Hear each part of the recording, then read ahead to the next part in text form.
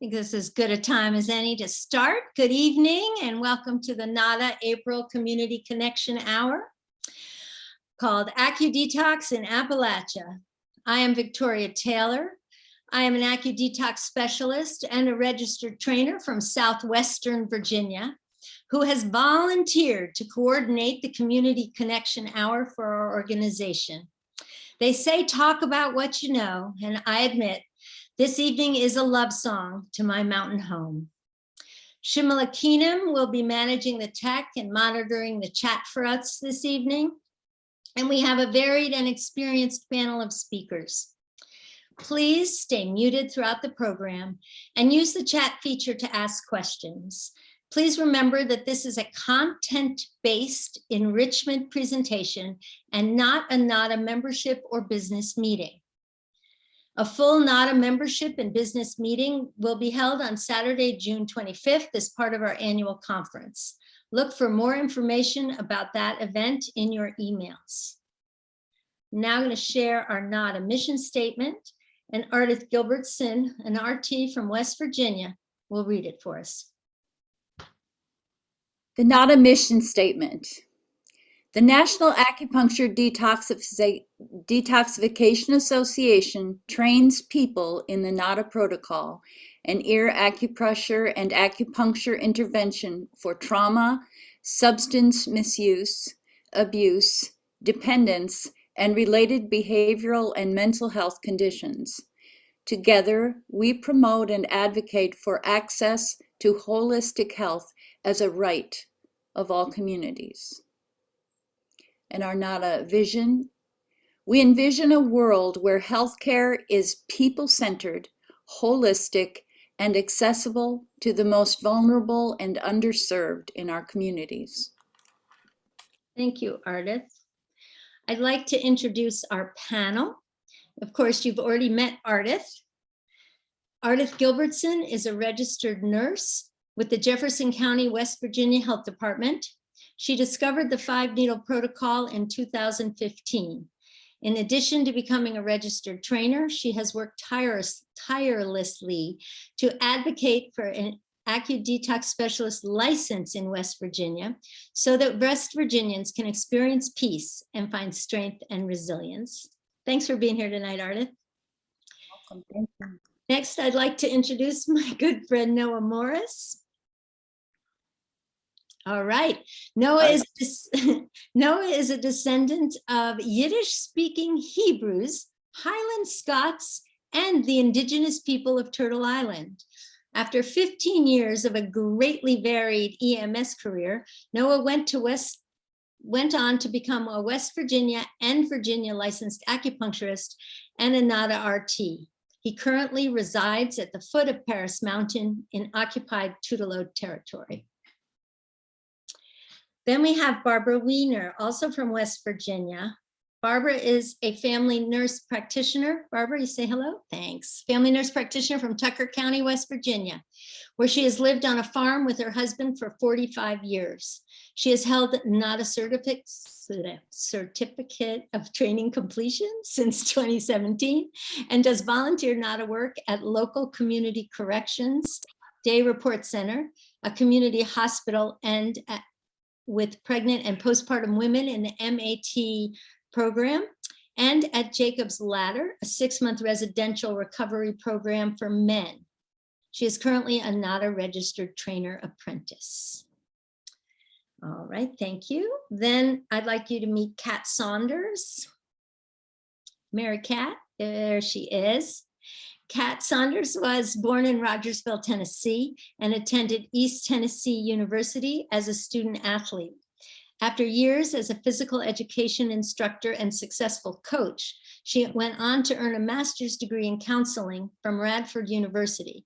In addition to working emergency services, she served as a director for New Life Recovery, a residential treatment program in Fair Lawn, Virginia, for 17 years. She has been providing the protocol since 2000 to recovering addicts.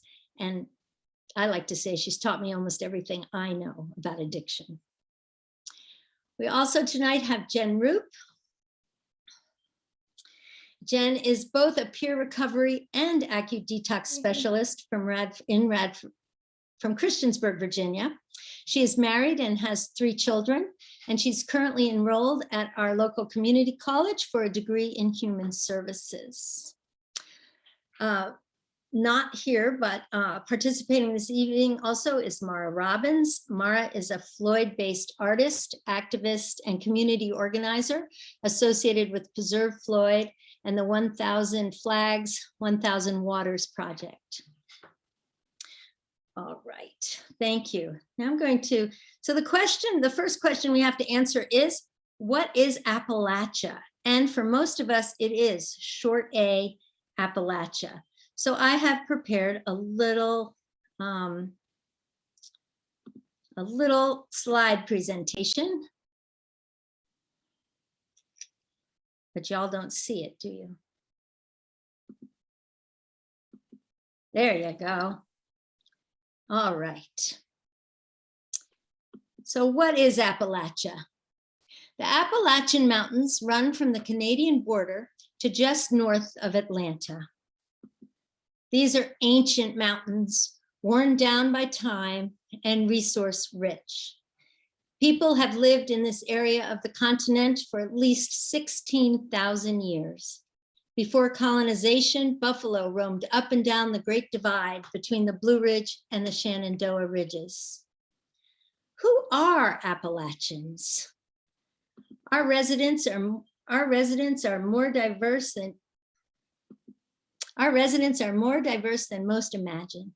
In the 18th century, Scots, Irish, and Welsh found a landscape similar to the one they were forced to leave behind in Europe, and German farmers followed the river to find abundant fresh water, rich soil, and seclusion. These ambitious new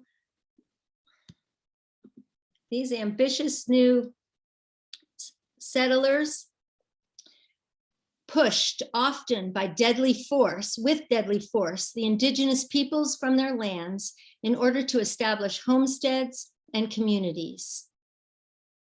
Formerly enslaved and indentured persons were drawn to our region for the isolation and the protection of the mountains.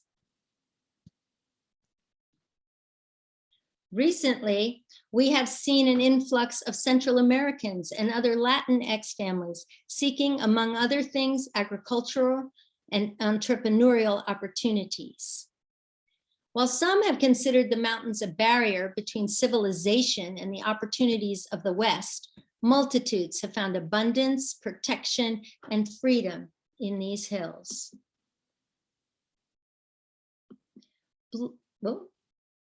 Today, many people regard Appalachian as Southern, although most of the ancestors of my neighbors would refute that. Many were Union loyalists, and West Virginia, the only state entirely within Appalachia, was founded specifically to be a Union state. Our region covers 13 states, has high peaks, broad valleys, and winding rivers. We are mostly rural, but hiding in our valleys are cities like Roanoke, Asheville, Charleston, and Pittsburgh. We have fine universities and colleges like Berea in Kentucky, Hollins College and Virginia Tech in Virginia, and of course, not that one, go Mountaineers, West Virginia University. We boast a long history of original arts, world-class literature, music, ceramics, woodworking, and fiber arts. We have timber and coal, farmland, and unequaled biodiversity, all which have invited far too much exploitation of both the land and her peoples. And everywhere there are mountains. Poverty is widespread and public health is poor. Transportation infrastructure is outdated. In fact, one of our speakers couldn't get her internet to work in her rural Giles County, Virginia home tonight and was unable to be here. And our educational opportunities are limited. And we have an opioid epidemic. deliberately dropped into the lap of Appalachia. It is estimated that 10% of our residents are substance dependent.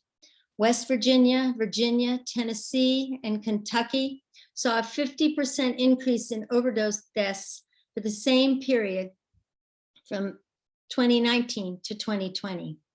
Appalachian counties have an overdose rate 72% higher than non-Appalachian counties. But statistics and maps can only convey so much.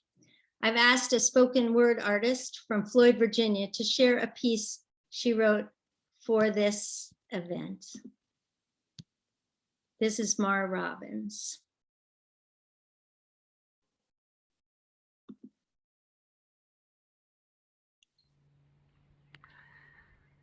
Contemplating my ancestral roots based on the shape of my toes while listening to Buffy Sainte-Marie. Groundhogs existed in song long before I ever witnessed one, watching Sesame Street almost every day till I was 5 and my parents threw out the TV. She played the mouth harp, and I thought it strange that she was called Buffy, but loved her son's name, Dakota Starblanket Wolfchild. My granny is 90 years old and lives in Canton, a paper mill town in the mountains of North Carolina. She told me the story of my indigenous great-great-grandma who married my immigrant great-great-papa in Big Stone Gap, Virginia. I've lived in these hills long enough to call them home, but tend to forget too much of where we might have crossed oceans to arrive from: Scottish stones, Irish dances, complicated Welsh tales. I wish I'd studied Greek instead of Latin when I was only the second generation to go to college. My toes say I'm Greek. Maybe my 9th cousin, thrice removed, hung out on the beaches with Sappho. I hope there were harps, or later, the lilt of a Celtic fiddle, whistle pig, drag of a double-ended knuckle-bone bodhrán. Hope to study those symphonies with the green blood of my serpentine veins. My feet grasp wood and chuck it fairly accurately across spring snow at the groundhog, trying to reach the grass that is warmed or not warmed by the sun. As I stride toward the stream early in the year, before my feet acclimate to the sharper stones. It is one fine way to feel alive.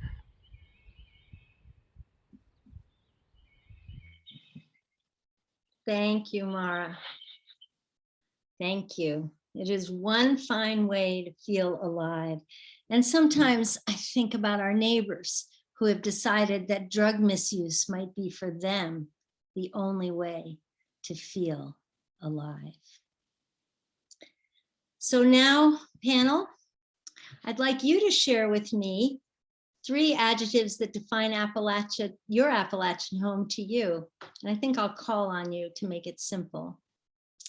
Ardith, why don't you start? Breathtakingly beautiful, unpretentious, and wildly creative. Lovely. Noah, name 3 things that describe Appalachia to you. Verdant, endangered, and honorary.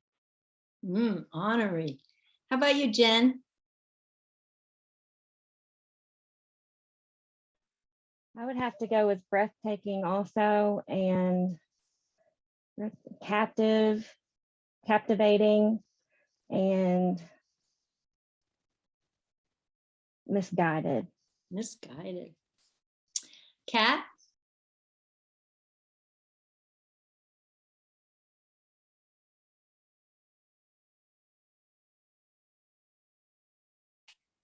Can you hear me?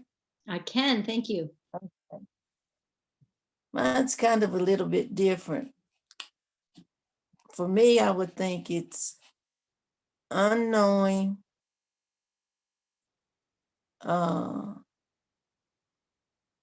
somewhat disenfranchised, but also pretty heels.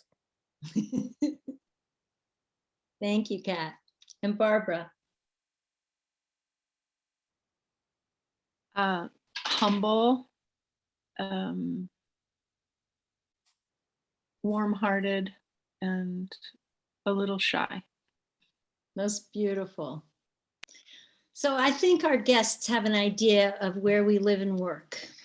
So now I'd like to ask you, what are the specific local and cultural challenges that you see that contribute to drug misuse in our communities?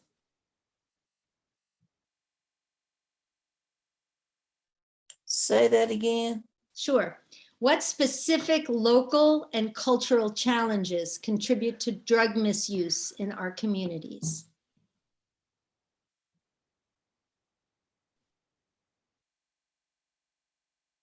Would you like me to go? Sure. Okay. I thought about this. You asked us the questions. I said isolation. Mm-hmm. So disparate, far apart from each other, poverty of opportunities, Mm-hmm. and desperation. Our ACEs scores, our adult childhood experience, Adverse childhood experiences. Yeah. scores are through the roof. We have kids having kids. We have the with substance use disorder ending up with their parents becoming parents, and lots of kids in foster care. So I think all these things contribute. That was pretty complete. Does anybody else have anything to offer? I think the population that I serve, being African Americans, they are misled by what it means to be included in something that could benefit them other than using drugs. Mm-hmm. And along with what Artis said about grandparents raising the children because their parents can't raise them. I see a lot of that I'm retired and I sit on my porch. I see lots of grandparents walking their kids and the parents are nowhere to be found. And mistrust, there's a lot of mistrust in my population. Mm-hmm. Thank you, Kat. Of the whole system, not just Mm-hmm. AccuDetox, but of the whole system of people. Because the culture says you stay isolated and you keep your business to yourself, even though if it's bad business. Mm-hmm. And wouldn't you say, being what I sometimes have heard called Afro-Latin, you have it double whammied, right? Because you have the racial disparity and the cultural isolation that's Appalachian anyway. Appalachians hold their cards real close to their chest. Right. That's so true. And they I think go ahead. Noah. I think also a lot of the young people in the region feel a lot of hopelessness for trying to stay. There's not necessarily an abundance of opportunities for young people to get involved in. Not a lot of legacy wealth. A lot of the family farms have long gone belly up. Things like coal mining that used to allow people to stay in more rural areas are drying up. We're mechanizing or having more commuting workforce. So all these things are leaving more and more, coal's not the major employer, a significant employer really in a lot of the states. Walmart is, or the public schools or hospitals for the diseases that come with the poverty of the region. And so unless you're going into one of those or that's your interest, it doesn't often seem like a lot of opportunities for the youth to get to stay. Thank you. That's very insightful. That's I true. think, Go Lots ahead, of, Barbara. I'm sorry, lots of young people leave once they get out of high school. If they get out of high school, they leave this region for better opportunities. So there's nothing for them here to do. Barbara? I think, Oh, Jen, go ahead. I think for me personally, it was just so like readily available because of the whole Purdue Pharma and all that stuff. Drugs It were was so- readily available. Yeah, and Okay. like when I had other issues going on at home, it was just so easy to like, it's, you know, to get into the wrong crowd. Mm-hmm. Because there aren't so many other options. Right, right. And Mm. then just like Artis and Kat were saying, then my mother had to raise my children. So she was a grandmother raising children. So it's a whole lot. Mm-hmm. Thank you.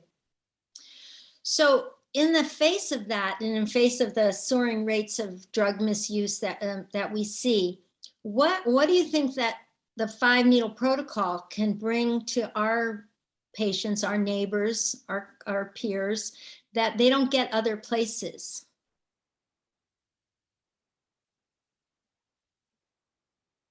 I think it has the potential to really overcome a lot of the isolation factors. I think if we manage to get more people trained up in more of the nooks and crannies of the mountains around here and across the region, it'll be a tool that'll help families and different modalities and ideas of getting clean flourish with that as the backbone of their different toolkits. I think it also brings them consistency because they're doing something on a regular basis and they see that it is working for them. And like he said, it just gives them another tool to add to their toolkit. And maybe, Jen, like Noah was saying, they don't trust systems, but Yeah, like I know you do a program at the Peer Center, and that gives opportunity for them to actually trust the system. You know, like they might not go into our Peer Center is attached to the community services building. They might not be ready for community services work, right? For private counselor or MAT, but they'll come to the Peer Center, right? right.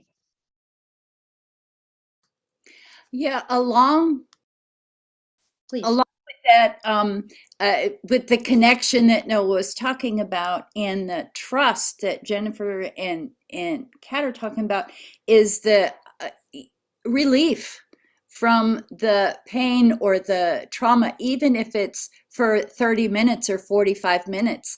That relief is something that you're drawn to. First, you experience it. You haven't felt it in a long time. And then so I had relief and a chance to reflect, Mhm. so, along with those. So I know that all of you have really successful programs. So how is the acupuncture received by your clients? Many of our neighbors are deeply religious. Does that present a challenge? And how do you describe and fit AcuDetox into their cultural norms? I think when I first administered it to the groups at New Life, I couldn't give them a definitive answer as to why it would work, Mhm. because addicts want to know how something's going to work, even if it's a lie. And so I couldn't give that to them. I just said, you just have to wait and see. And they trusted the process and they took the needles, and then they wanted needles every day. So you're But sort of saying it didn't matter what their cultural norms were. If they got results, it was useful.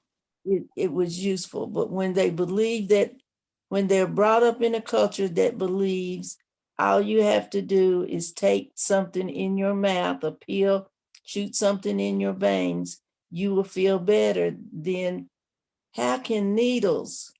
So I think there has to be some kind of culture shift that says everything doesn't have to be ingested and everything doesn't have to have a reason. Mhm. Does that make sense? Yep. Does to me. Some of our people were tentative at first, and there always seemed to be one or two people that were willing to try it or Right. had acupuncture before. And then once they saw that other people were doing it and were willing to try it, then just what Kat said, then they were enthusiastic about it. But there was that tentativeness often.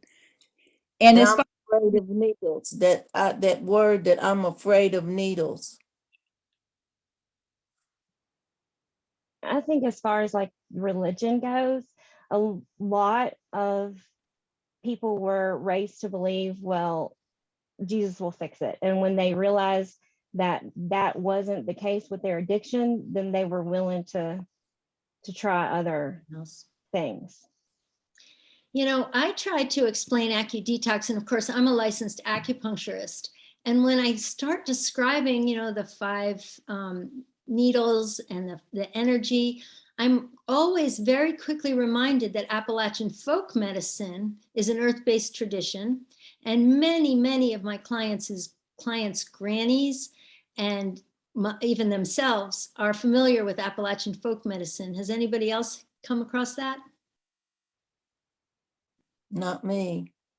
I haven't as a nurse practitioner, but not at all doing NADA. Mhm.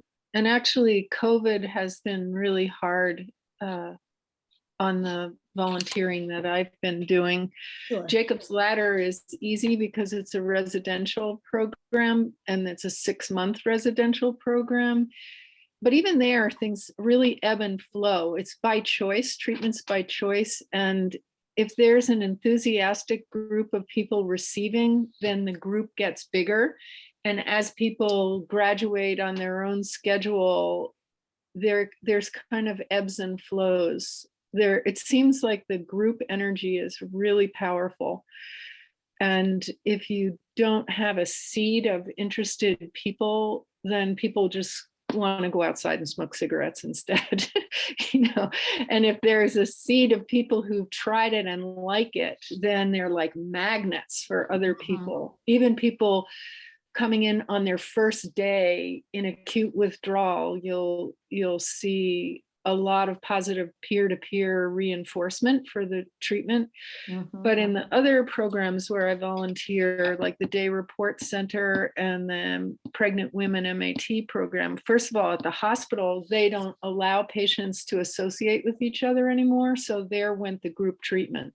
Right. And they wanted me to give treatment in individual exam rooms after someone has already spent 20 minutes in a prenatal visit, for them to sit with their little kids closed up in an exam room with needles in their ears by themselves. It just hasn't gone anywhere. It's not really the protocol. Sure. And it's like dying. And at the Day Report Center, it's kind of like Jacob's Ladder. If there's someone who has experienced a good result, then they'll magnetize other people to try it. And if they skip, and then everybody else, after they check in and do their urine test, they're out of there. It's interesting. COVID's been hard. Today I was talking to the ADSs at Carilion St. Albans in Radford, Virginia, and they were telling me that they have a COVID isolation ward, and they have added AccuDetox for each person in isolation because they get isolated for 3 days before they go to the regular mental health ward. Wow. And they're finding it really successful. And I threw a trick question and I said, so what do you do after you put the needles in the room? And one of the practitioners said, well, of course we stay in the room. We would never leave anybody in the room with the needles in. And I was like, that's the right answer from your RT, because she said, yeah, I just sit on the floor, meditate. It's great. And then because the isolation of COVID has been so startling. And so although we know the protocol is designed to be done in groups, during COVID, we've had to expand the way that we do things. Anyway, more about programmatic design. That's my next question. How can we design programs for these communities? our Appalachian communities. I had hoped Dawn, who's from St. Albans Carilion, could talk a little bit about the actual horror of Virginia's first bed available project. A few years ago, they tried, because people weren't getting hospitalized quick enough, and they started a statewide mandate that you got on a list and you got sent to the first bed available. However, sometimes that first bed available was at Virginia Beach or in Richmond or in Herndon or Fairfax.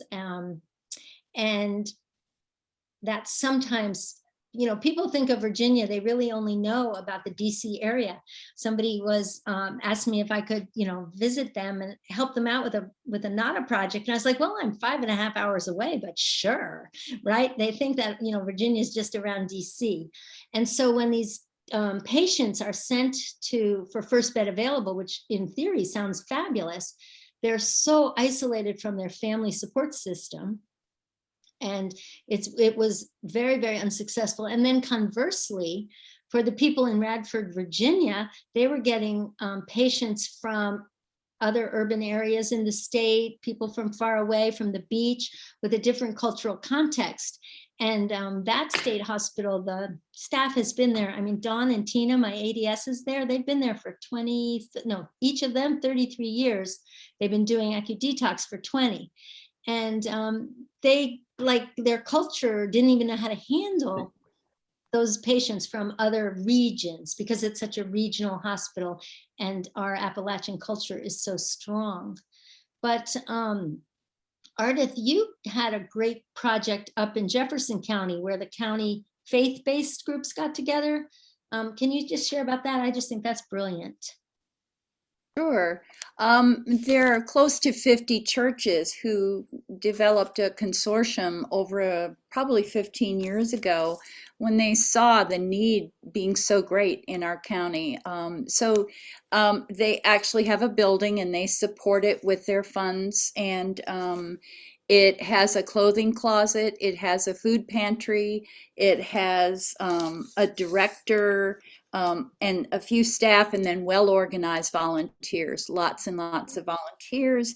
And they have a cold weather shelter. So like from the end of October through the end of March, for people who have no homes, they can go to one of the churches and be there. And that's a whole nother project. But they also have meals each evening for people who are food insecure or who are homeless. And so there's a meal you can count on every single evening. And there's a van, and it's also within walking distance in Charlestown. And so they do referral services. They have a doctor there twice a week just for, an hour or two, but they're available. And Now, so did you Go ahead. did AccuDetox there, right? One of your pilot projects? And Yeah, how was that received by the faith-based communities? Okay, so what happened was that we started the Integrative Health Initiative through the health department with using NADA, started in 2015, and we also used mindfulness-based stress reduction group processes, and he wanted to incorporate nutrition. And so the Jefferson County Community Ministries opened their doors to us. And they said, come and do it here. And can some of our clients come? And we said, yes, clients, staff, anybody can come. And so we did those classes there for 9 weeks at a time. And it was very well received. And I can just say that one of the main pastors is Senator Unger. He's a state senator, and he worked with Mother Teresa, and so he was a big champion of NADA, and he started the Greater Recovery and Community Empowerment Program for peer recovery coaches. He calls it GRACE, and they've gotten grant funding, and so they work with the community ministries as well. So a lot of it is happening with the churches, blessings, or faith communities. So. Well, and the other thing about the Jefferson Center is that it's It's like what Jen and I were talking about earlier. It's taking the services to where the clients are going to go anyway. Noah, you've taken the services up into the cold country, right? Are you there? He might be frozen. Yeah, am I there? Is my service good enough? I can hear you, Y'all but hear you're me? frozen. Anything about that, about taking it like to the tree sits and stuff? I know you and Aaron have done a little of that. You want to share about that? I mean, it's just, here, let me try to stop in my video. Can you hear me better now? Yeah, we can hear you fine.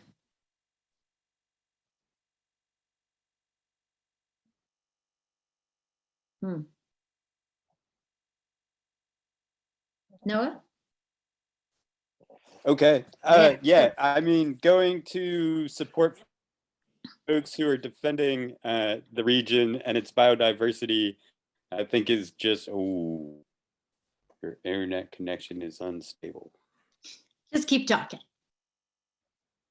Okay, so I'll just keep talking. Yeah, we certainly don't have a lot of the same challenges when we go out to support the pipeline fighters and water defenders in different corners of Appalachia. As when trying to go with some of the more rooted communities, the folks that are occupying trees and being menaced by Forest Service and being stressed out by this sort of large scale, unnecessary industrial construction tends to leave folks very rattled, very stressed out. Some of those communities are also communities that have been targeted for exploitation, not just by coal and natural gas now, but also by Purdue and other pharmaceutical industries. So this interface is a real place for, like is so often the case, where NADA can kind of bring together a real varied assortment of folks and make those ties and bonds even stronger and more robust. Thank you. It is super important. And those people are important because we do keep getting taken to the cleaners, so to speak, right? Our resources and our people. Anything else about programmatic design that will conserve our population specifically? I think everybody's chimed in on that.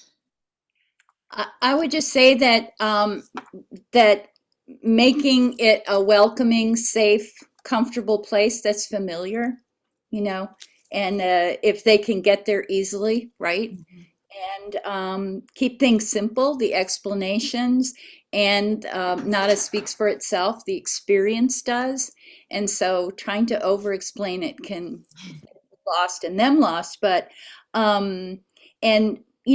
letting them watch and be there whether they try it or not, and usually they will try it once they see other people doing it. And so just being welcoming and letting people be where they are, and flyers that are inviting to people, welcoming. Thank you. So I noticed oh, I go ahead. noticed one thing that happened a lot in our program. They would get it while in residential, but the people that had groups at night, maybe one was trained, maybe one was not. They wouldn't give it to them at night, so they would get out of the habit of coming to aftercare or relapse prevention and getting it, because it didn't, the group didn't last in length long enough for them to have the experience. So then they forget about it. And the other people too, afterwards may not have transportation to get there like they would have transportation when they were in group. Because once they got out of group, they had no transportation. So they could not get there. So they did not get the protocol.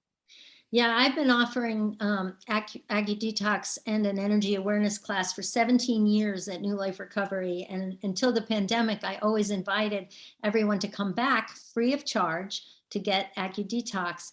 And almost everyone not to a person, but like 70% of the graduates were like, oh, it was my favorite class. I'm definitely coming back. I'm definitely coming back. You'd think the line would have been around the block. And it was like 7 people a year would come for extra AccuDetox, and for almost all of them, it was transportation. Right, Jen? Yeah, and I find that to be a problem too. Like a lot of the people that come to my program are in stepping stones or That's an the intensive outpatient stepping stones. yeah, or the step down from that. But I do get some people that come from the outside, but a lot of people have transportation issues, so they can't get there. And they're always calling me and saying, is there any other day you can do it or any other time you can do it? Yeah. Thank you. So we are known as the center of the opioid epidemic, but we all know addiction and other forms of trauma-informed behavior have been around for a long time. But in your work, those of you who've been around a while, though your work in chemical dependency, did you specifically notice a shift in the mid-2000s as opioid drugs became more widely prescribed? Like, are we, yeah? Ardith, you're nodding your head. So when did you start noticing this Purdue Pharma thing? Yeah.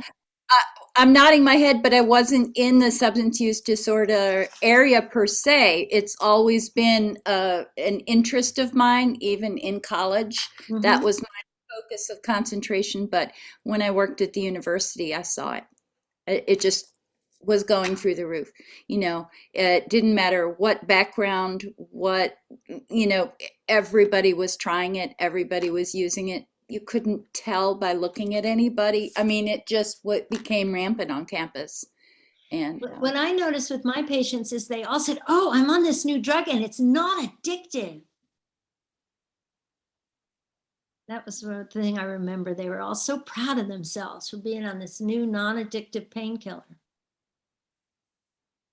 Yeah, I can say being in college and traveling around in my early 20s, it very rapidly just became everywhere, and it was extraordinarily cheap. And the only thing that really happened in various waves of crackdowns is folks shifted off the pills and onto street narcotics, you know, more heroin or stolen redirected prescriptions, which is, you know, where folks are now falling susceptible to the counterfeit press pills. It was very shocking to me anytime I had an African-American client that was on pills. They weren't into pills, and they surely weren't into shooting dope. They were just into snorting cocaine and smoking crack. And that was it. Then come 2010, I think, that's when it seemed to be that I had as many, the same amount of African-American clients as I had Caucasian clients that was taking opiates. So they wasn't into it, they wasn't taking, and they would say real quick, I don't take pills and I don't shoot dope. Okay. That's what they did. And now I do groups for DOC, Department of Corrections, and everybody in my group is an opiate addict or a meth addict. Nothing else. My next question was about methamphetamine. That clouded up everything too, because we had all these people on their non-addictive painkillers, and then they were too dopey, so they all started using amphetamines they could make in the garage. And that was startling too for me. The proliferation, I'm thinking like 2012, Kat, what are you thinking around that time? Yes, Meth was just like everywhere. And the thing that I noticed in terms of treatment, and again, this is mostly watching Kat because she ran the house I work at, is that before, when we were mostly using treating career drug addicts, it was very quick, they had a long, slow slide down into having lost everything. And the meth addicts, it could happen in 3 or 4 months. They could lose everything. And they were young. They were my children's ages, you know, and they were so young that our traditional form of treatment wasn't so applicable to them because they weren't mature enough or hadn't kind of lost enough to do the kind of work that we based our programs on. Not that that has much to do with AccuDetox. They all still like the AccuDetox. But it's just about drugs in Appalachia. Jen, did you have something to say about meth? You kind of were going like, yeah. No, just that it became like a huge thing, and it was like if you were in the drug community, you knew somebody who was making it, or somebody was asking you to go get materials to make it. So it was just as readily available as the opiates was in the earlier 2000s. Mm-hmm.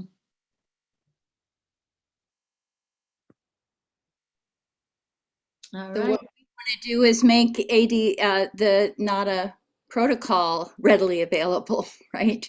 As readily available, these drugs, yeah. Well, I know you and Barbara and Noah and me and Kat and Shimala are training our little batooties off. I've done 2 already this year, and Shim's done some. Noah's just finished 1, and Ardith, you're about to start a training, right? I finished one in January, I think it was, or the end of the year. It was a small one, but now the School of Osteopathic Medicine is Right. programmed to do 4 in the state. So I haven't gotten word yet, but people are calling and I've got a waiting list going. So in West Virginia, Ardith and Barbara, you could speak to this. Most ADS training is free and grant funded. And they have trained hundreds of ADSs since their law, which is only 3 years. I think it was 3 years. And they've gotten all their trainings grant funded. And I have trained at some of them. They pay us pretty well. We're not volunteers. Do y'all want to speak to that good work you've done? And then we'll end up. Barbara, Ardith? It's been a little bit difficult, I think, because of people expecting it to be free, which is certainly not in the NADA tradition. And I'd be interested to know how many of those hundreds of people that have been trained are actually practicing. I don't know that we know that. that's what I asked Linda Leiter, and that's what I was looking up. I apologize. She said there's 38 ADSs with certificates in West Virginia. Oh, So you mean of all the people we've trained, 38 have applied Yes. for their license. That's not very many. That's not very many. Now, the physicians don't need that license, so let's add Right. 3 at 3, right? But a lot of the physicians are not using it Mm-hmm. because it's not time efficient. Mhm. You know, for them, they want billable hours and they want so many patients per hour, and they get paid Sure.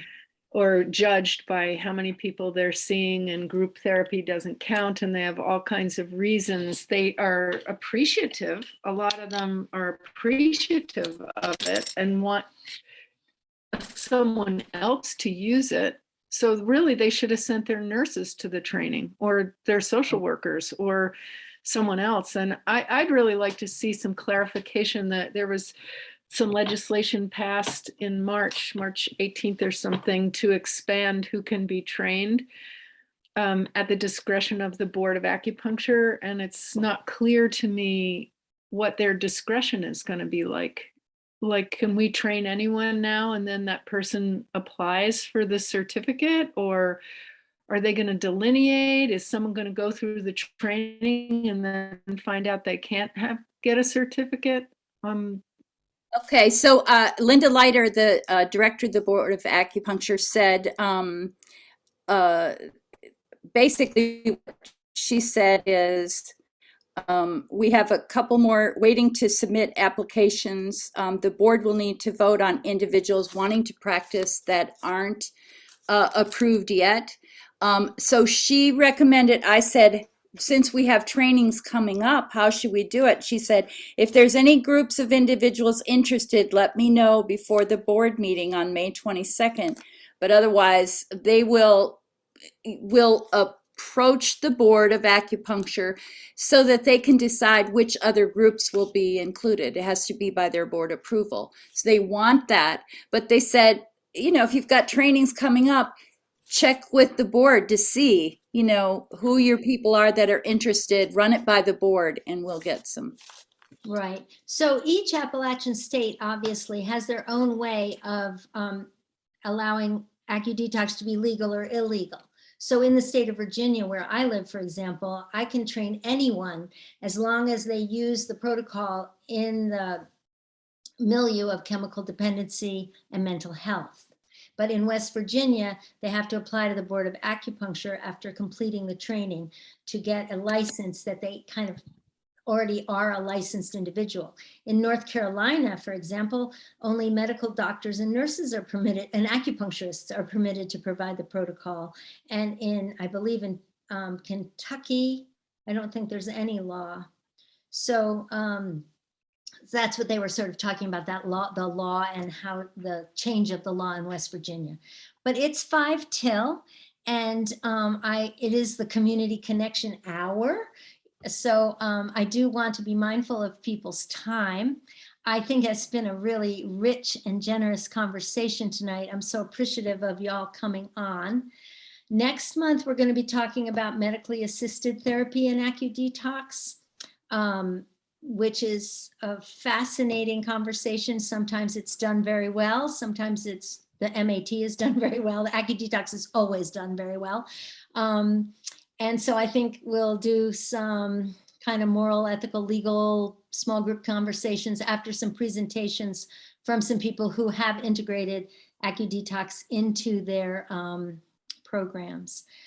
I am now going to play a song to close, if I can get it. I can find it. I'm not so good at this. Oops, let's see. All right. That was our poet. And this is our, oh, I did it twice, wait. So that's the next one. That's gonna be Wednesday, May 23rd at 8 p.m. What about, somebody always asks me that in training. What about medical assisted treatment? So we're gonna talk about it. So this is a song by some shape singers named Anna and Elizabeth, who I sort of know. My daughter studied with them a little bit. And I think this is sort of an ode to all those people in early recovery, the storm being opioid addiction.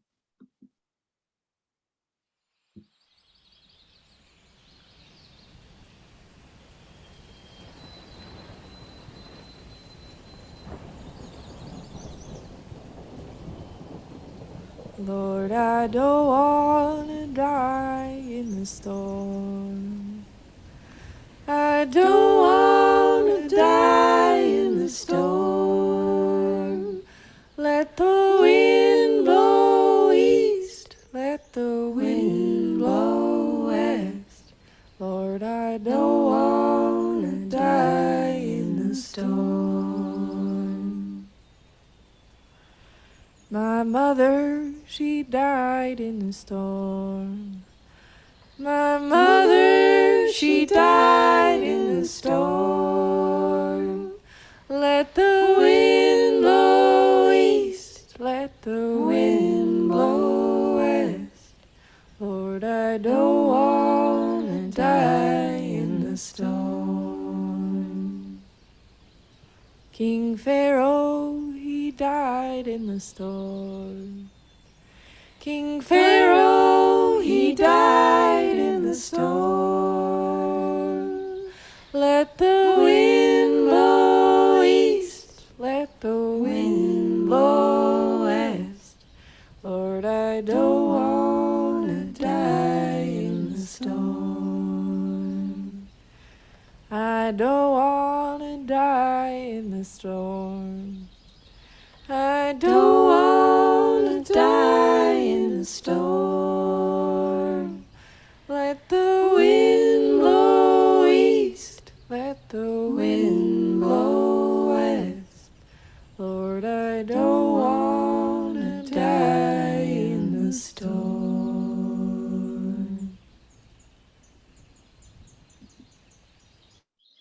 So thanks for coming this evening. If you need to leave, you can. If you have a question, you all willing to take a few questions? Okay. Sure. So if anybody has a question, please type it in the chat. People are still coming on.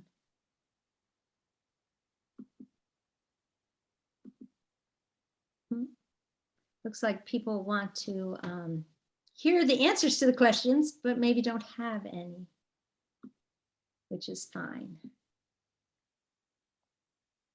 I want to thank you for the music and the pictures and the great conversations we've had today. Thank you, Victoria. Thank you. Thank you. Yes.